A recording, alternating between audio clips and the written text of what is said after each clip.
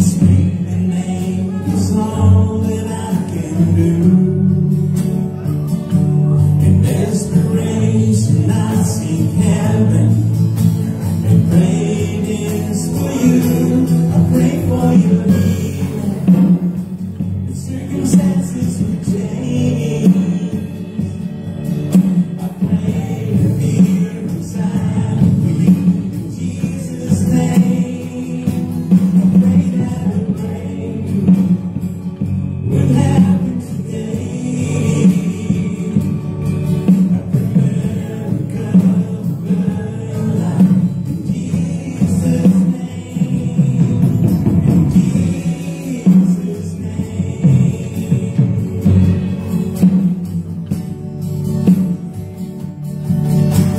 Speak the name of all authority, declaring blessings in every promise. He is faithful to keep. I speak the name the grave could ever hold. He is greater, He is stronger. He's the God of possible. I pray for your healing. The circumstances will change. I pray the fear inside of you.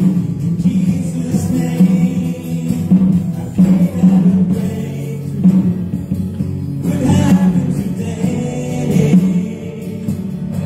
I pray miracle will life in Jesus' name. In Jesus' name. Oh, yes, I do. I'm believing. I'm receiving. All the power of His Spirit is now forever yours. I'm believing. I'm receiving. In the name of Jesus, all things are possible. I pray for your healing. The circumstances will change. I pray the fear inside will be in Jesus' name. I pray that a breakthrough will happen today. Miracle will life in Jesus' name. I pray for revival, for restoration of faith. I pray that death will come to life in Jesus' name. In Jesus' name.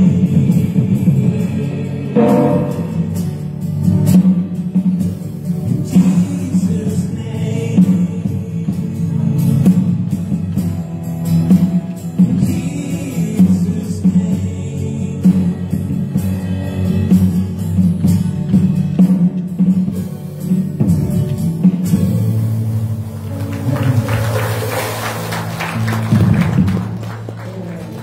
Thank you, Lord. You have given him a name that is above every name, that at the name of Jesus every knee will bow and every tongue will confess that He is Lord, to the glory of God the Father. We honor you, God, in this place. We dedicate to you, God, every part of this celebration this afternoon. We love you. We bless you, God. Be honored and be exalted, God. We love you in Jesus' name. And we can all say amen. Amen. Amen. We may be seated. The children will do their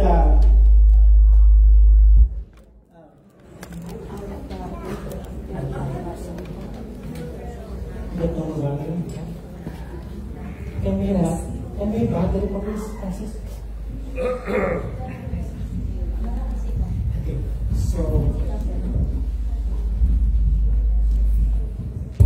Okay, so we're just putting a new batteries on our mic.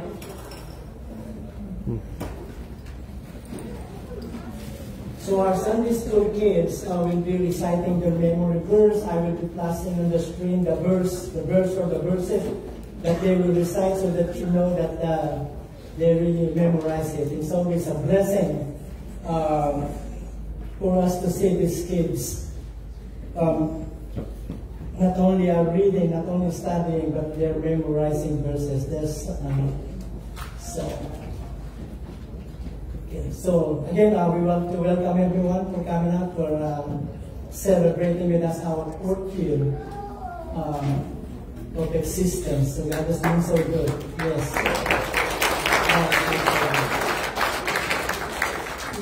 So Mr. Joseph Denison, come on down. So he'll be reciting multiple verses. Introduce yourself, Mr. John. Hello. My name is Joseph, and I will be reciting the verse Matthew 6:9-13. After this manner, therefore, pray ye, Our Father which art in heaven, hallowed be thy name. Thy kingdom come, thy will be done, on earth as it is in heaven. Give us this day our daily bread, and forgive us our debts as we forgive our debtors. And lead us not into temptation, but deliver us from evil. For thine is the kingdom, the power, and the glory, forever. Amen. Amen. Good. Good. Next is Malachi, and instead of a special one, he will recite the verse first in English, then in Tagalog. Introduce yourself, Malachi. Hello, I'm Malachi, and I'm going to do Genesis 1:1 in Tagalog and in English. Genesis 1:1. In the beginning, God created the heavens and the earth in Tagalog. Nagpasimula ay likha ng Diyos ang langit at ang lupa. Amen. Amen. And next will be Kayla Binluan. She'll be reciting. Introduce yourself. I'm Kayla, and I will be reciting John 14:6. Jesus said to him, I am the way, the truth, and the life. No one comes to the Father except through me. John 14:6. Acts 16:31.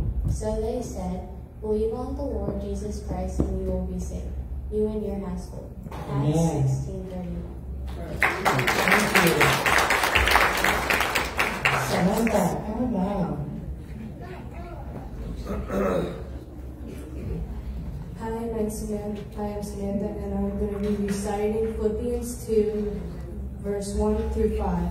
Therefore, if you have any encouragement from being united with Christ, if any comfort from his love, if any common sharing in the Spirit, if any tenderness and compassion, then make my joy complete by being like-minded, having the same love, being one in spirit and of one mind.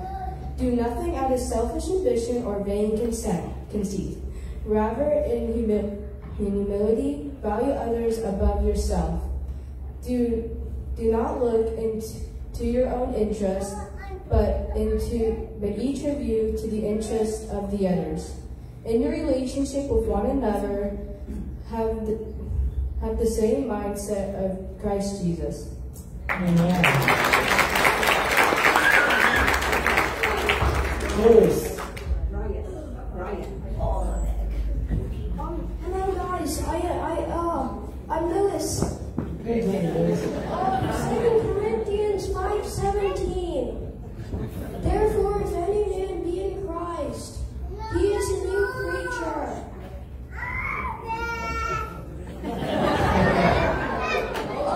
Old things are passed away. Behold, all things are become new. Good. Yes.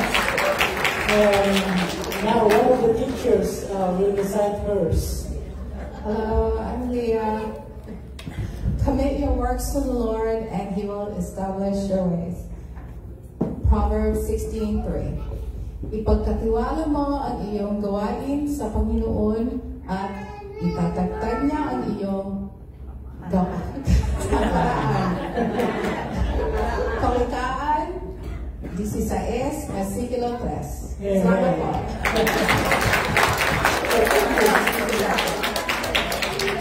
So thank you guys. Now we'll dismiss you. kids, you can go to your classroom. You did a good job. Thank you so much.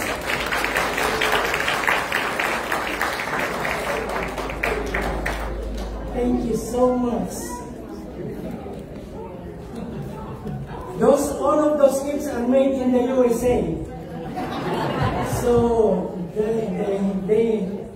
it's so hard for them to do it in Tagalog or Tagalog. And even the teacher, is a tongue twister. So, but anyway, they tried, and then kudos to your kids. You did a very good job. So again, I would like to welcome everyone in the auditorium. I'm Pastor Eddie Centeno of this Filipino church, and also we'd like to welcome all our friends online. They've been with us since we started this family of faith.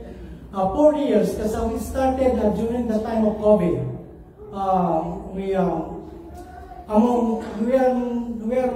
probably one of the few churches here in Jacksonville.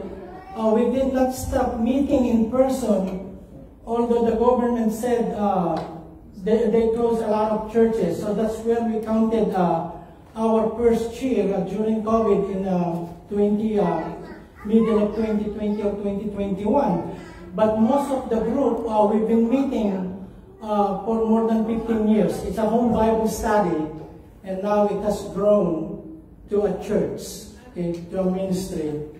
So, thank you again. I see some old friends, not because they are old in age, but they have been our friends in a while, in many years, and so good to see them. Okay. So, I will be sharing with you about commitment, true commitment, and it's very important, and a lot of Christians and a lot of believers in the Lord, they don't know really the depth of their relationship with God once they found Him. Okay, so and then I'd like to show you from the Word of God and how God wants us to connect with Him, to relate with Him, to relate to one another. As a result of this true commitment. And Jesus Christ started it in Matthew 20:37 to 38. So Jesus answered, he was being asked by a Pharisee, Lord, what is the greatest commandment in the law? So that's why verse 37 started Jesus answering the question, what is the greatest commandment in the law? And Jesus Christ did not recite the 10 commandments, so pick 2 or 3 in the 10 commandments, but He gave the summary, the very essence of all the laws that God has given Moses for the people of Israel. He put it in this. Jesus answered, love the Lord your God with all your heart, all your soul, and all your mind. This is the first and most important commandment. So you will see Jesus Christ is not saying that this is an option. If you can, please love the Lord your God with all your heart, with all your soul, with all your mind. It's a commandment. So in that verse alone, if you are not doing that, then you're disobeying God. Because it's not an option, it's not a request, it's a command. Okay, as He said, thou shalt not kill. He's saying, love the Lord your God with all your heart, okay, with all your soul, and with all your mind. So, love is a command. Love for God is not just an emotion, but a commitment and an act, the will. It requires obedience, reverence, and devotion. Now, with all the heart is not the muscle that pumps blood. Okay, when it says, the Bible, when it says, love the Lord thy God with all your heart, it says the heart represents the very core of a person. Their emotions, desires, and affections. To love God with all our heart means that our deepest feelings and desires should be directed toward Him. It involves genuine affection for God, not just duty. With all your heart, with all your soul, it says the soul refers to our life, our will and our being. Loving God with all our soul means fully devoted to Him in every aspect of our existence. Okay, and then, and it is a lifelong commitment, not just occasional acts of worship. I mentioned this last Saturday when I did the service for Ate Tina in her memorial service. I said it's not just an occasional act of worship or occasional coming to the church or coming to God in prayer in your personal devotion. I mentioned this when I did the memorial service for Ate Tina last Saturday, and I said there are a lot of people, they only come to church 3 times in their lives. 3 times. Okay? During their baptism when they're a baby. 2nd is when they got married. And the 3rd, they don't even know that they're in church because they're already dead. They're already in the casket. 3 times. And they call themselves committed. So that's not commitment.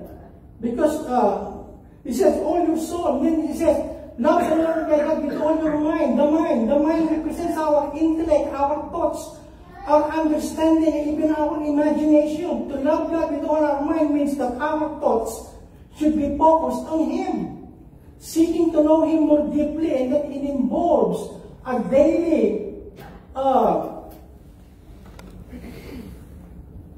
eating of the Word of God. Man shall not live by bread alone. So renew your mind. How can we renew our mind? That it will align to the will of God. By coming and reading the Word of God, meditating, and then applying it in our lives. So that's what He meant when He says, you love the Lord thy God with all your heart, with all your soul, and with all your mind. And then He says, this is the first. It's the first. It's not the second. It's the first, because this is the very foundational of our relationship with Him. And it's only then that we can have good relationship with our fellow human beings once that is the first. And then He said, the most important. It is not second or third. It is the most important command. Love the Lord thy God with all your heart. It teaches that true love for God involves our entire being. It transforms the way we live. It's transforming.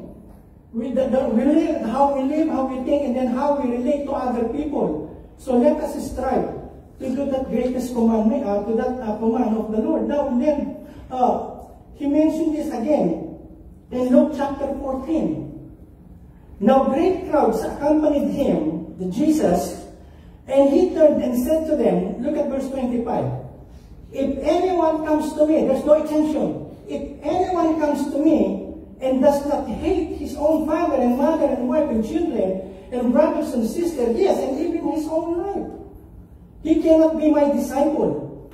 So what Jesus Christ is saying is when he uses the word hate, it's not literally hate that I don't like you, mom, I don't like you, dad, I don't like other people. No, that's not that kind of hatred, because the same God who said, love your neighbor as yourself. Mike, when he opened the prayer, he mentioned it more than once. Love your neighbor as yourself, because that is Christian. So when he says, that's not hate, it's a language that he used, that comparing to the love that you have for God, your love for other, your relational love or your familial love is compared as hatred. So it's not really that hate. But he says, own father, can you imagine, does not hate your own father and mother and wife and children and brothers and sisters. Yes, he cannot be my follower. He cannot be my disciple. He's not a committed believer. So what he's saying, he is the most important. And when we do that, everything comes just right with our relationship with other human beings, especially our own, our family. So the first thing that I'd like us to see is that commitment begins with love for God. This is foundational. And I'd like to, I put it there so that you will not miss it. If you have your phone, you can take a picture of it, but I will read it. Commitment to God is more than just words or occasional acts of worship. It is a deep, unwavering dedication that transforms our lives. Many people claim to follow God, but true commitment is demonstrated by obedience, sacrifice, and a heart that seeks Him above all else. You know, regarding this commitment, regarding this love for God, God has given us, all of human beings, okay, from the time of Abraham, from the time of Adam and Eve, to the time, and we all notice this is a graphic visual of what this true commitment is. Okay?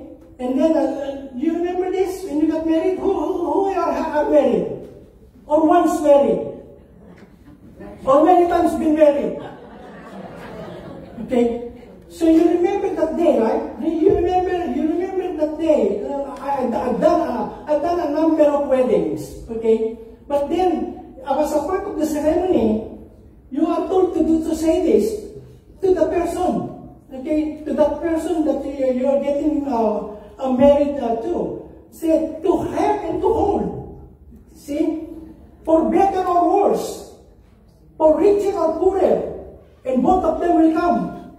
Some of you, you're very rich when you got married, now you're poor. Okay? For sickness and in health. To love and to cherish. And then, till death do us part. Look at the word. Look there. Till death, hindi utang.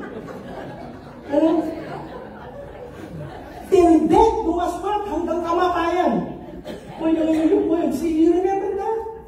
And it's interesting, in some of the weddings that I did,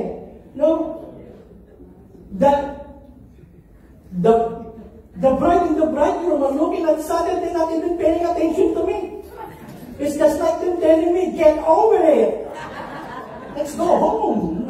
But there are some of them that they really mean what they're saying. So you remember that? So that is commitment. Till death do us part. I like it in Tagalog. Again, I said it so many times. Since they have a new guest here. When you go to heaven, and I hope you're going to go there, the language there is not English. The language in heaven is Tagalog. It's Tagalog. Okay, that's why you're very best to be in here. That at least you can hear at least a word or two of Tagalog. Because when you get there to heaven, it's Tagalog. And then some of you will ask me, is that in the Bible? This version. Okay? Now, the same wordings in English, I put them in Tagalog. Actually, it's Tagalog. But southern accent, Tagalog. So in Tagalog, it goes like this. Itulog po ninyo sa amin, O Panginoon, na kami maging isang puso't kaluluwa. Mula sa araw na ito, sa lungkot at ligaya, sa hirap at minhawa, sa sakit at kalusugan, hanggang laki ng mga utang, hindi po, hanggang kamatayan. Till death do us part. So you remember that, right? You remember that vow. And I'm showing to you because the intent of God for marriage is what? It's a permanent commitment. Okay, that's the original plan, and that is still done today, regardless of what the law, what the culture is saying. But that's still, look at that. That's Tagalog, is now and forever. That has been my song to my wife when I was courting her. When we went to her, I still sing that song to her. Look at us.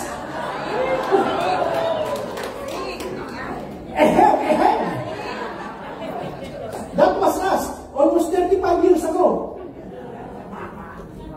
See? My life has been changed, and her life has been changed. And she's back there. Okay? And that was in 1990. So in just few weeks, we're going to celebrate our 35 years. Okay? And that's us again. With our 2 kids and my mom. That was when we celebrated our silver anniversary, 25 years. We did that in 2015. Okay? Look at the pictures of the husband and wife. So cute. Okay? So I show that to you because look at this. Look at what the next verse. Okay? In Genesis 2:24, the first institution that God did for mankind is this. After He created everything and He saw that everything was good, He came into verse 24, for this reason, a man shall leave his father and his mother and be joined to his wife, and they shall become one flesh. Okay, they shall become one flesh. And then since one flesh, it speaks of the profound and intimate union of marriage, both physically and emotionally. So that's one flesh. And Jesus Christ amplified it and rehearsed it when He was asked about divorce during His time here on earth. Okay, they were asking, Lord, what can you say about divorce? Moses gave us a certificate. He gave you a certificate because you are all hard-headed. You are all stubborn. That's why he gave you that certificate of divorce. But from the beginning, it was not so. Look at what he said in Matthew chapter 19, 5-6. And Jesus said, he's quoting directly from Genesis 2:24. For this reason, a man shall leave his father and his mother and be joined to his wife, and the two shall become one flesh. So, there is that leaving and cleaving. Okay, leaving, so they're going to start their own. In verse 6. So they are no longer two, but one flesh. Look at it, look at what it says. What therefore God has joined together, let not man separate. Let not man separate what God has joined. But because the married couple does not understand what a marriage commitment is, it just for a simple reason. They what? They threat each other with divorce. I don't like you anymore. Okay, let's separate. Okay, and I will say this. I will say this ahead of time of my thing. Remember, for all of you married couple, it is not your love for one another that will hold you to your marriage. What will hold your union together is your marriage. Because it is not a contract, it's a covenant. Amen. And there are two different things, and I will explain later. So they shall become one flesh. And it's interesting. I started with the husband and wife, and I showed you our wedding picture from the first and then our anniversary. Because look at what the Bible says. It's very strong in Isaiah 54 verse 5.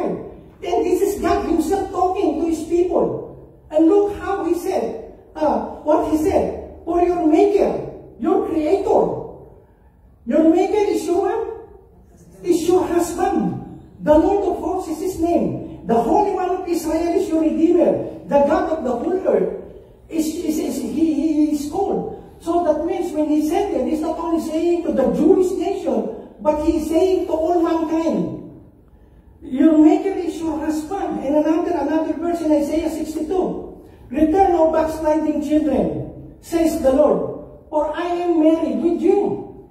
That's God talking. I will take you from one city and two, from a family, and I will bring you unto Zion. Another verse in Hosea chapter 2. And still God is the one talking to the prophet Hosea. And I will make you my bride forever. I will make you sing forever. I will make you my bride, and with goodness and justice and with love and mercy, I will make you my faithful bride. Okay? Then you will really know the Lord. Now that's in the Old Testament. How about the New Testament? What does the New Testament say about this relationship? Look at what Paul said. Ephesians 5:22, actually 23, not 33. Wives, he said, submit to your own husbands as to the Lord. So wives are commanded to submit only if the husband is obedient to the Lord. Kung yung lalaki, demonyo, wag mo sundin. Okay? That's Hebrew, and I will translate that to Greek. Okay? So, wives submit, it has nothing to do with subservience. It has nothing to do with a second-class citizen. Okay? When God said submit, it's just the protocol. It's just the ordinance that God has set up. Okay? And I mentioned this to you a number of times. Yes, the husband is the head, but the wife is the neck. And the head can only turn if the neck wants you to turn. Okay, so it's clear. For the husband, verse 23, for the husband is the head of the wife, even as Christ, look at this. Christ is the head of the church, his body, and himself is Savior. Christ in the Bible is called the bridegroom and the church. The church is not the building. The church of the people who put their trust and faith in Christ alone. So they have become what? The bridegroom of the Lord Jesus Christ. And there will be a marriage once we get into the latter part of this age. And you can find that in Revelation chapter 9. You know, it never ceased to amaze me. You know, me and my wife, whenever we see in the mall, in the street, or wherever we go, when we see couples, like this one you see on the screen, probably 80 or older, and they're walking hand in hand, close hands. I will look at my wife and ask her, you think we'll still be as sweet when we get to that age. See, maybe she's pushing me on the wheelchair, or the two of us will be sitting on the wheelchair. It happened to us when we went to Australia last year in July. On our way back here, she got so tired, she requested for a wheelchair. So the two of us are riding on a wheelchair. Hi, mommy! We are being pushed in the airport. But anyway, it has remained sweet. I know, we argue. We disagree on a lot of things. In fact, me and my wife, we agreed that we're going to disagree. Okay, and it's a part of a healthy communication. You're not always agreeing. They said if you have two partners in business that always agree with you, fire them. Parting, they are no good partners. So disagreement is not bad in itself. It's a good part of a healthy communication. And we are created emotional beings. You cannot fall in love and enjoy falling in love without being emotional. Okay? Yeah, some of you now said, I have no more emotion. See? There are times when I was still working, I retired, and my wife just retired last week. So almost every break, when I was working, I worked in a secular job for more than 25 years, and I will call my wife, and I will call her, and she will ask me, why are you calling me? And I will say, I just called to say I love you. I just called to say how much I care. I just called to say I love you, and I mean it from the bottom. Nagtatanong lang sa'yo, ako pa kaya ibigin mo kahit maputi na ang buhok ko. How sweet it is to be loved by you. It's like sugar sometimes. You see, and you ask her, sometimes she says, I have to hang up. Because then I go back again after 30 minutes, I'm going to sing again. I'm going to sing again. Because that is an expression to me. You know, I didn't say I love you, you're important to me.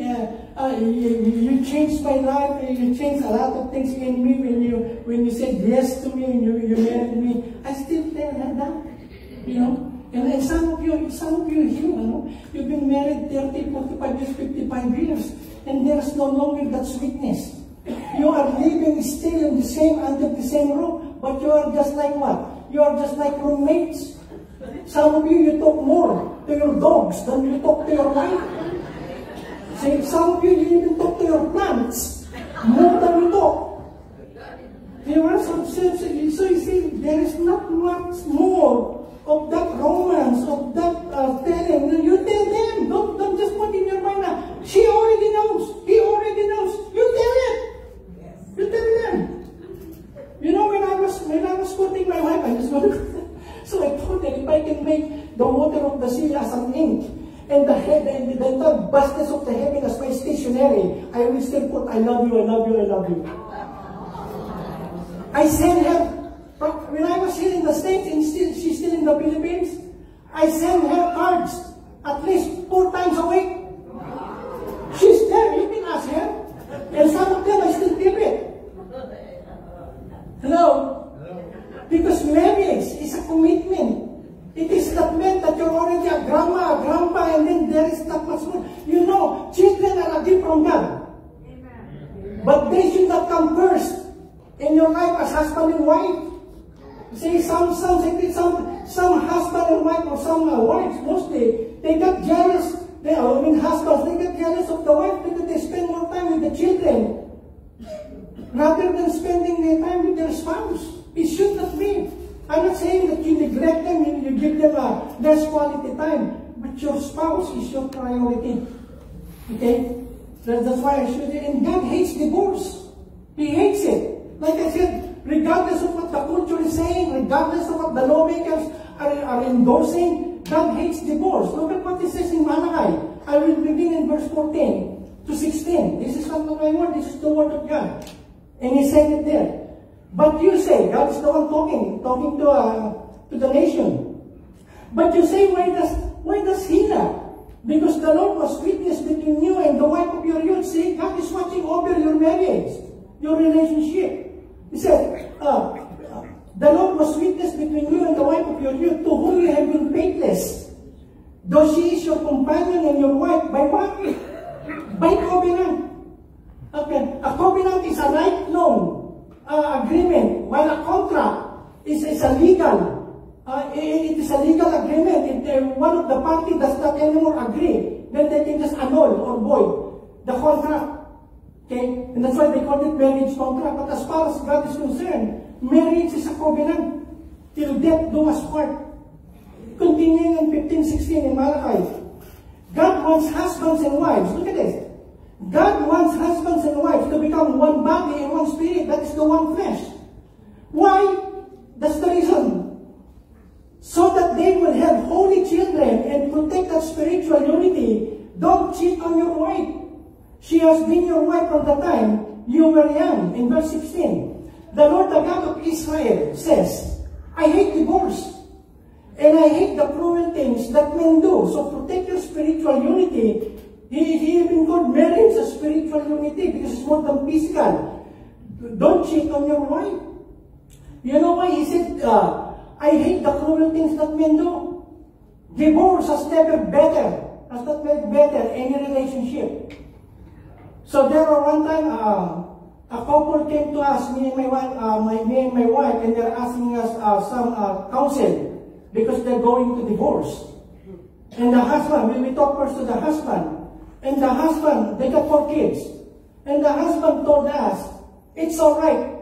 We already explained to our children that we're going to separate. They understand. That's what he's telling us. Nobody will understand divorce. And so sad to say, even children. So, and then they went, they divorced. Okay, the children understand. You know what? One of their kids, at the age of 14, is trying to slit her wrist to commit suicide because she cannot endure the separation of mom and dad. That's why God said it's cruel. It's cruel. It's never good. It's never the intent of God. Once a man and a woman decided they're going to be one forever, to divorce. Okay? And you know why people divorce? It's the same thing with God. I'll just give you a few reasons because it's not in my message. Look at this. The number one reason on the top, and this is, it goes for all globally, the lack of commitment. Okay, the lack of commitment. They are not really committed that this is the person I will live for all my life. She is not perfect, he is not perfect, that we're going to work it out. Okay, we're going to work it out because it is the purpose of God to live as husband and wife for all eternity, and only that can separate us. There is a lack of commitment. One or both partners is not prioritizing the marriage, and a lack of effort in communication, intimacy, or problem solving leads to emotional distance. Okay? And it's the same thing with our God. Lack of what? Lack of commitment.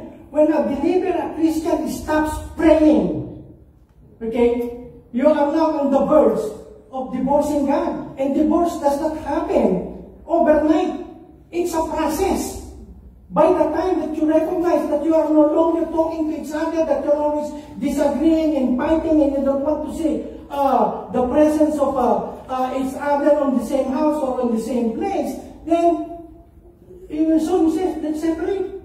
Okay, but it doesn't happen overnight. It's the same thing with us not praying, not coming to church. See, coming to church should be a regular desire that you have if you are a child of God, because this is where you are what? You are brought to a family of believers, and I will speak more on that. So the other thing is infidelity and betrayal. Okay? Adultery breaks trust and creates emotional wounds that can be difficult to heal. Emotional affairs or inappropriate relationships can also lead to divorce.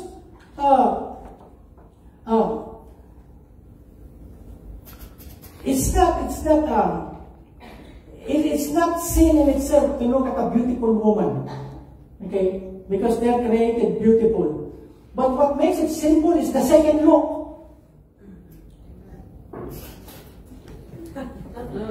See, the second look is what might tempt you. And then you begin to compare now. My wife, when I was courting her body is like Coca-Cola. Now that we have 6 children, it's still like Coca-Cola, but 2 liter. No more shake. She used to smell like sampagita when we were new in that courting her. Ngayon, no, we pickles. Okay, so, and there's a lot of reasons. Then another thing is poor communication. Okay, and it happens to us. It happens to, we are good, educated human beings, me and my wife. But there are times I find her talking to the microwave oven. Because she cannot talk gently to me because she probably she finds something that I did that is not good, you know. Is that your socks?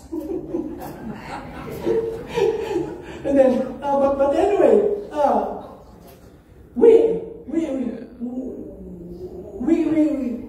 we communicate in a way that we understand. Sometimes there's no words. No, you don't need to speak another word to explain yourself. And this is, I married this woman and she married me, and so it comes to being flexible and adaptive and adjusting to our personality. So she was born in, said there was I think 7 or 8 in the family, and when her mom and dad died at a very young age, she took the responsibility of being the mom and the dad in their family. Because so she's very young, at the age of probably 18 years old. She's doing the role of the mother and the father in her home. Me, I was born in a family of 7, and I'm the youngest. And you know, the youngest, okay, we are spoiled. Okay, when I'm eating fish, my dad will take away the bones for me. Okay, and my mom, she's the bite of rice was already in her mouth, but she's still gonna give it to me. Now, take this. No, because we are poor, we are very poor. And we know that we are very poor when we were growing up. Okay? So I know that. And now we got married. She thinks that she is the eldest and at the same time the mother and the father, and I'm the youngest. So there are times when I'm opening the refrigerator just to get milk, what are you gonna do there? You see? So there is that thing in her, no, that I am your mom, okay?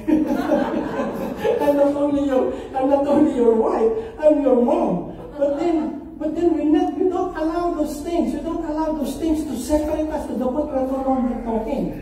Okay? So I'm saying another thing is lack of intimacy and emotional connection. See?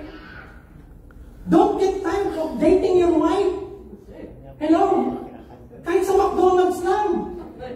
Just bring them there, okay? Just bring them there. And don't wait until they're dead that you're gonna give them flowers. Give them flowers when they're still living so they can smell it. They appreciate the color of the flower, and they can still see and appreciate the nice thing. When they're dead, you can give them plastic, they don't care. Give it to them now. Tell them now that you love them, that they're important to you. Okay, some of you can still look at me eye to eye. The second thing, okay, and that is our commitment to God. The second thing, commitment is evidenced by obedience. So you cannot tell God, I love you, God, but you are stubborn and disobedient. Okay? Look at what Jesus Christ said in John chapter 14, verse 15. He said, if you love me, that's up to you, because I already love you. My love for you is to the max. Okay? Even though I know that tomorrow you're going to do bad things, you're going to say bad things, you're going to behave so bad. Even not knowing that, I still love you. Okay? And in that God knows. God knows. Okay? And He says, if you love me, keep my commandments. He says, keep my commandments. Obey it to the letter. Obey it consistently. That's what He's saying. If you love me. And then in Tagalog, it says in Tagalog, kung mahal niyo ako, sundin niyo ang aking mga utos, it's obedience. Obedience is better than sacrifice. Okay? So, and another thing in Romans, look at this in Romans. But thanks be to God that you, talking to the believers in Rome, you who were once slaves of sin, have become obedient from what? From the heart. You are not just obeying with your mouth, but you are obeying God from your heart. That means it's real, it's honest, it's what you are. It's not plastic. It's your God. God never coerced. In Tagalog, hindi nanimilit ang Panginoon. If you will love Him, you love Him on your own. Okay? He will not coerce you. If you don't obey me now, tomorrow you'll be in stage 4 cancer. Somebody in your family will die. Somebody in your family gonna get sick. You're gonna lose your job. No, God is not that brutal. He said you have become obedient. See, the first thing He said, you who were once slaves of sin, God has forgiven you. God has made you a born-again Christian, a new creation in Christ. And part of that, now you have become obedient to Him from your heart. And that's what you will know whether somebody is looking or not. You are obeying God. You know, I made this an example. I grew up in Manila. Okay? And in Manila, the traffic lights, all the traffic lights in Manila, they are just there for decoration. Okay? As far as all the drivers are concerned, green, yellow, and red, they're all the same. You can go on red, you can go faster when it is yellow because it's only so that they're red, so it's just the same. Okay? And that's when I grew up. That's when I grew up. But then when I got here in the States, I learned how to drive. I learned to obey traffic devices. I learned to obey signs, road signs. I even learned to give way to the ducks while they are crossing. Can you imagine? Slow down, ducks are crossing. In the Philippines, the driver will not avoid you. You have to run. If you are a pedestrian, the pedestrians there are crossing or they're everywhere. Hello, I'm a Filipino, so that will not be a racist statement. Okay? So I learned to obey. 4 a.m. in the morning. Full stop. You know what a full stop sign is? Full stop, it's not rolling. You are full stop. There is no police. There's nobody there. Maybe I can roll and go. But then now you learn, without anybody watching, without the cops being present, you become to learn now that this is the law of the land. That you have to obey whether they're watching or not, whether there is nobody there to give you a citation ticket. You learn to obey because it's a part of you, and that's obedience. You obey when there's a police. You obey much more when there is no police. And it's a shame if you're a Christian, you have a bumper sticker, home if you are Jesus, and you're beating red light. See, you have become obedient from the heart. I have to go. Our food will get through. The third thing, and I will end up with this. Committed to God first, and then it's evidenced by obedience. Okay? And then the third, commitment to God prepares us for commitment to His church, ecclesia. Okay? It means the called out ones. That's why I said earlier, the church is not the building. The church are the people who comes in and then who goes out of the building. We are the called out ones. We are the church, the people of God. Look at what it says in Hebrews. And I want you all, I know, most of you, some of you, you have your own church. It so happens that you are here attending the service because you want to celebrate with us. But then, most of you, you have the church where you go to. Okay? And there's nothing wrong with that, like distance. Okay, if you're living on the other side of the bridge, it is not practical for you to drive that long to attend here. Okay, but if you like the pastor here because he's handsome, go for it. Okay, go for it. My wife will not say no to that. Okay? But anyway, where am I at? Okay. So you can stay there in your church, but be faithful and be committed to it. Okay. I will say this again. There is no such thing as a perfect church. Okay. And I feel so bad for people hopping from one church to another church because they always find fault. with the pastor, with the leaders, or with the people that is part of the church. Wherever you go. Okay, wherever you go, we're all human beings. Okay, we all paid, and we have the tendency to pay. You will not find a perfect church. That's why you need to pray and ask God, is this the church where you want me to commit myself? That I can be involved, that I can be supported, that I can be committed, that I can be used by you to bless other people. It's up to you. Okay, that's why I don't ask people here to sign up a membership sheet, or to have a formal membership. Because what's the good that you have your name in our membership and we don't even see you here?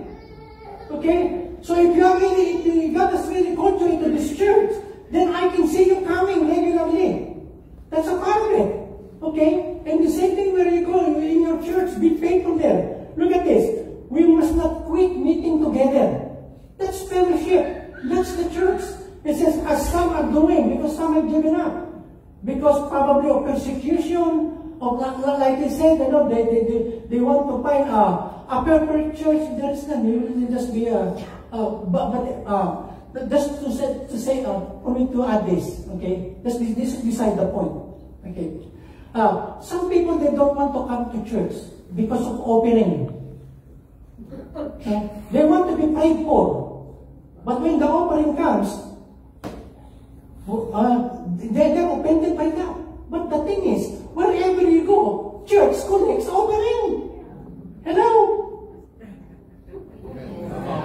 You see? They will collect offering. Then says, no, he says, no, we need to keep on encouraging each other. This becomes more and more important as you see the day getting closer, the second coming of the Lord Jesus. So what he is saying, that God has put us in a family of faith, in a family of believers, where we can encourage people who are going through low times in their lives. And we find that many times, right? We are stressed, we are depressed, we are troubled by so many things in this life. Sometimes because of health, because of relationship, because of finances. Okay? So it comes to all of us. There's no exception. And then when you come to church, there are some people that are going through the same experience as you are, and then you say, oh, I thought I'm the only one going through this. I didn't know that there are some people who went through it and was able to overcome it because of the grace of God, the help of God, the guidance of God. And then I can do the same. Where will you find that? In the church.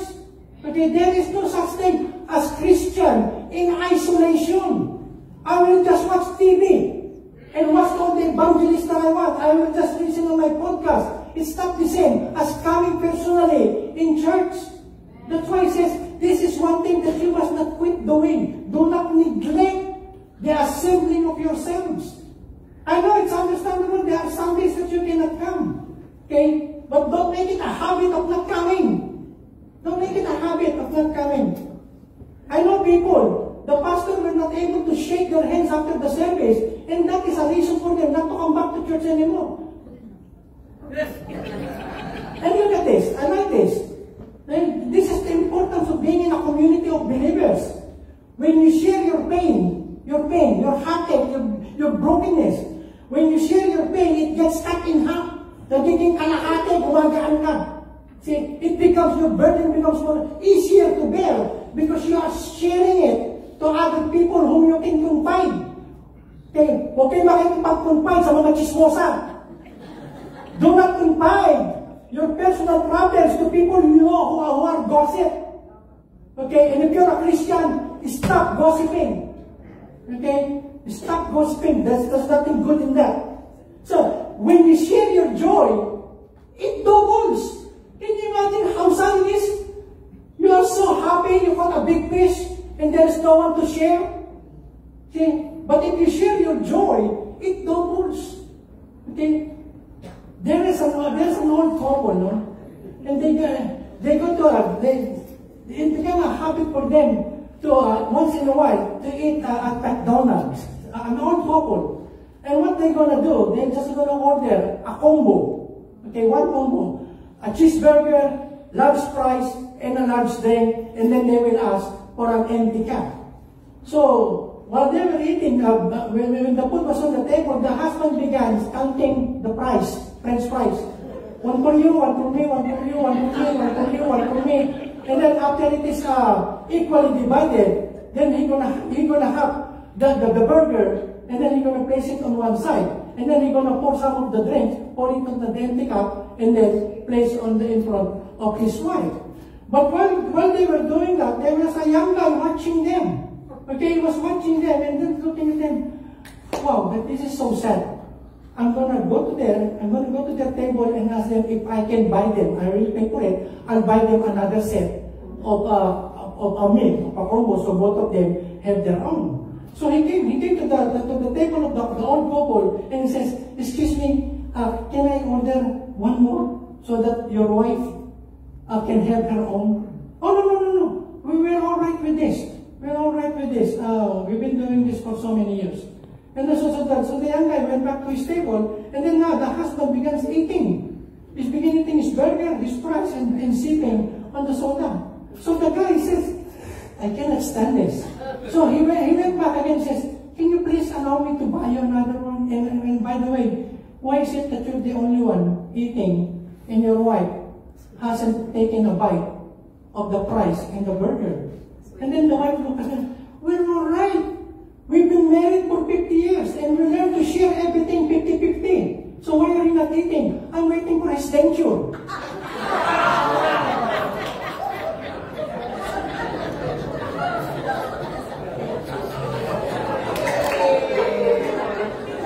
You see, you cannot be an isolated person. You know, take up yourself from the group of believers and then expect that you're going to grow and mature in your faith. I know all the things that I've spoken, the only thing you will remember is the danger. Acts chapter 2. Okay, Acts chapter 2, look at this. So those who received his word, okay, Peter was preaching. He's preaching the gospel in Jerusalem after they were filled by the Holy Spirit. So those who received his word were baptized. And imagine they were baptized. And there were added that day about 3,000 souls. What does that mean? Okay, that's a lot of people in just one day of evangelism. 3,000 were converted. Look at verse 42. And they, who are the they? Those who were converted, those who accepted the Lord Jesus Christ, those whose sins are forgiven. So know what they did? They devoted themselves, they committed themselves to what? To the apostles' teaching. That's why Bible study is important. Church is important because this is where we learn the teachings of the Lord, and this is where we grow spiritually. This kind of gathering, and if you came from a church, okay, you know it. By the way, I will tell you what church that we need to go. Go to a church where they believe that the Bible is the Word of God. Okay? Go to a church where Jesus Christ is the only Savior. It's not like good works. Good works is good, but it's not a merit for salvation. Jesus Christ is the only way, the truth, and the life. And then you believe that there is no error in this book. From Genesis to Revelation, this is the Word of God. And if the church that you are attending use another book, okay, to complement or to supplement the Bible, then think first. Okay? And then you see it from the fruit of the people who are going there. Okay, so look at this. So they, the Christians, the believers, devoted themselves to the apostles' teaching and the fellowship, the koinonia, the fellowship, the gathering of the saints, to the breaking of bread. See, that when they break bread, it's not just the way we're doing it. The breaking of bread is what we're going to do when we're going to eat together, full meal. Okay? And they do that as a part of fellowship because that is where really you are what? You are communicating and interacting with other people. Okay? And the prayers. And then in Corinthians, now you are the body of Christ. Okay? The body of Christ and individually members of it. See, individually members of it. You should be a member of it and be faithful to it.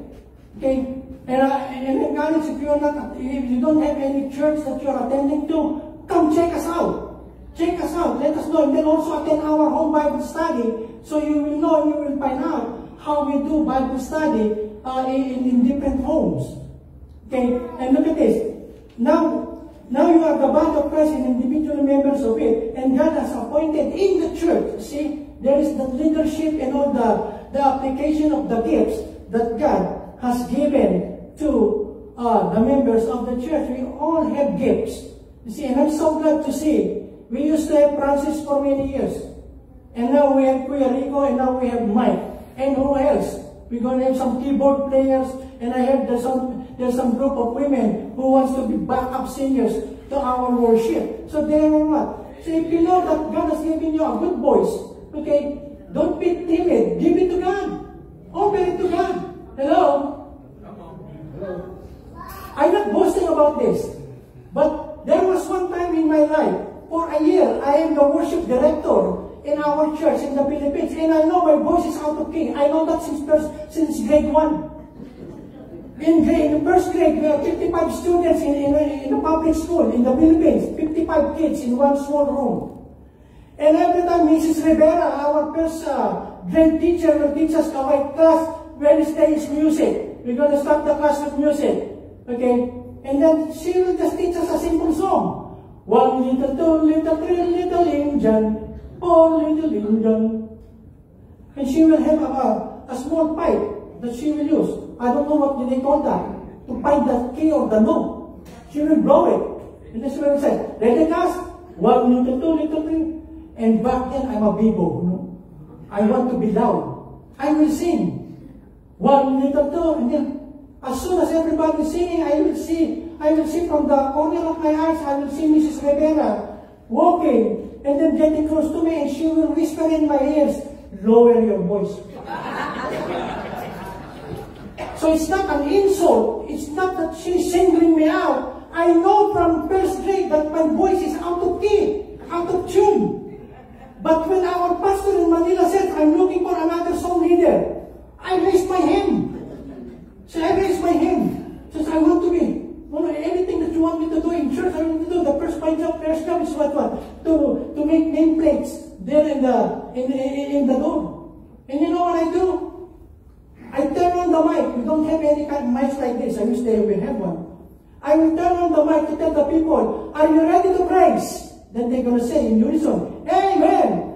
Let's sing. This is the day. This is the day. And as soon as they're singing so loud, I will turn off the mic. So they think I'm singing, but the mic is off. And then the only time I will turn it on is when I will say, one more time. I turn it off. I made it for the whole year. And every service, people will come to me. Hi, Ed, you're anointed. See, I don't think they're lying or they're just trying to say some good words. But you see, what I'm telling you is, be a part of the church and be involved. Don't just come in every Sunday, because when you are just an audience, you can easily spot wrong from other people. It's like watching a game. Okay? If you're just an audience, something there in the bleachers or in the grandstand, you can easily see mistakes of the players and the coach. Okay? It's so easy. But if you are playing yourself and you know how hard it is to be hit left and right because of the physical part of the game, then you don't criticize. It's the same thing in church. The very people who are always criticizing other people, those who are not involved. Those who are not involved. I remember in one of the churches that I serve, okay, there is a new person who came for the first time. She just came in and she went straight to me. You know the first thing she asked me, where are your financial report? I don't even know her. I didn't know her. First time to come to church, she's asking me for a financial report. She wants to see. When you have visitors in your house and ask for your bank account, do you tell them? Do you tell them how much money or how less money you have? It's a very personal thing. The same thing. Be a part person of the church. Give in the church. And then now you have the right to ask a financial report. Okay? But you haven't come. Hindi nga rin talaga sota eh. They didn't even bring a 2-liter for our meal together. And then, hello. I love you. I'm just saying this. Be involved. Be involved. What I mean? She says, do not neglect. Be a part of it. And then the next thing, look at this in Matthew. I end with this. Going back again to that commitment. Jesus answered, say it. Louder.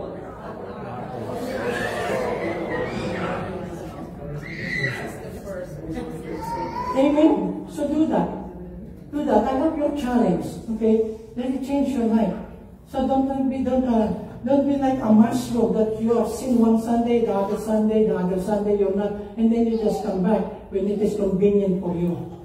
Okay? When Jesus Christ says, seek ye first the kingdom of God, then God is your first priority. Pastor, our grandma from Minnesota came in town. And we cannot attend church because grandma is in town. Why? Why don't you bring grandma in church? Why bring grandma to a restaurant when you know there is church? And this is me talking. Because you never know how long grandma will still live. Okay? She came in town. You took her to a nice restaurant. You took her to a park and asked her you want to ride a roller coaster, grandma? Okay? Why not bring them to church first? Because you never know if you're going to meet them again alive. You never know. There is no telling. Okay? I'm saying this. If Jesus Christ, if God is your priority, you will let other people know that that is your priority. If you don't want to come with me, it is our church time, then you stay at home. And if you got lucky, I will bring you some leftovers. Okay? But I will not stay at home. Because there is church.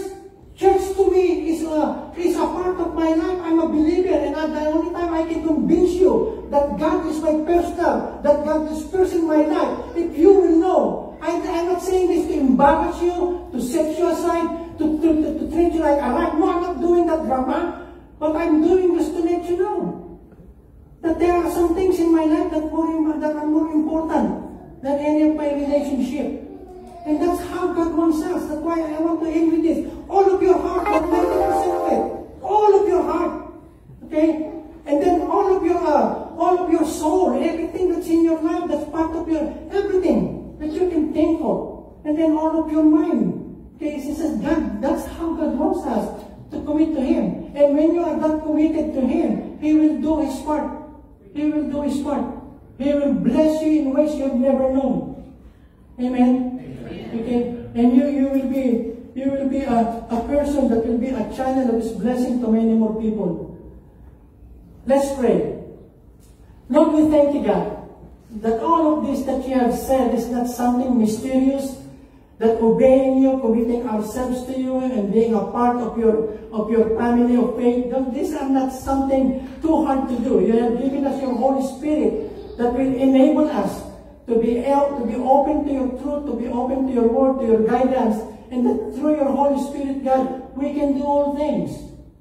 Okay, it's not by might nor by power, but by your Holy Spirit. As we yield ourselves to you, God, as your servant, as your own bondservants, God, we pray, God, that you fulfill your calling in our lives. That we will not be half-hearted in serving you, but that we will be fully committed, that you will be the first and not the last, that you will be our first love. And if you are here this afternoon, you have been coming to church, or you have been to church very few times, but you don't have any personal relationship about Jesus Christ. You have your religion since you were a baby, but a personal relationship with God through Jesus Christ, that you don't have. This afternoon, I want you to give you a chance. The Bible tells us, Jesus said, I am the way, the truth, and the life. No one goes to heaven. No one goes to the Father except by me. You can come to God now. There is no name given among men whereby we can be saved except the name of Jesus Christ. And also those watching us by social media, if you haven't really personally put your faith in the Lord Jesus Christ, in His person, and in the works that He did on the cross for you, for the forgiveness of your sins, that you will not die in your sins, but that you will be blessed with His forgiveness and blessings, come to Him this afternoon. I will not even ask you to raise your hand, to stand up, or to go in front. Right there where you are. It's only you knows that you have a personal relationship with God. Come to Him and tell Him, Lord, I'm so sorry I've broken many of your commandments. I'm sorry, Lord, forgive me. I have a lot of sin, even sin against my own family, my own husband, my own wife, my own kids, my own parents, God. I've sinned against them. But the sin, God, that I committed to them is also a sin that is against you. I ask for forgiveness right now, God. Please forgive me, wash me clean by the blood of the Lord Jesus Christ. And I'm coming to you, I'm offering to you my life today, not tomorrow, not after this church, but today, right at this moment. I'm giving you my life, and I'm committing to you everything that you have given me. Please help me, God. Thank you. If you pray that, you know it and God knows it. And then continue attending church. We thank you, God, for your word. Bless your people who are here and those people watching us on Facebook and social media. I pray, God, that everyone, God, even those who need healing, physical healing of the body, I pray for your healing touch in the name of Jesus. They may have relatives and friends who are not here, but they are sick, and they're coming to you in behalf of them. I speak healing wherever they may be, God. We pray that you raise them up from that bed of affliction. And those who, God, have problems relating to other people, I pray that you teach them to love. The first is love your God. The second is love your neighbor. So God, thank you for this afternoon. We celebrate this event. We celebrate this fortune. It's all because of your grace. Bless all our guests, God. Bless everyone hearing my voice in this auditorium. And we thank you, God. Bless the year that is ahead of us, or the many years ahead of us. Help us, God, to do your work and to honor you. In Jesus' name. Amen. Amen.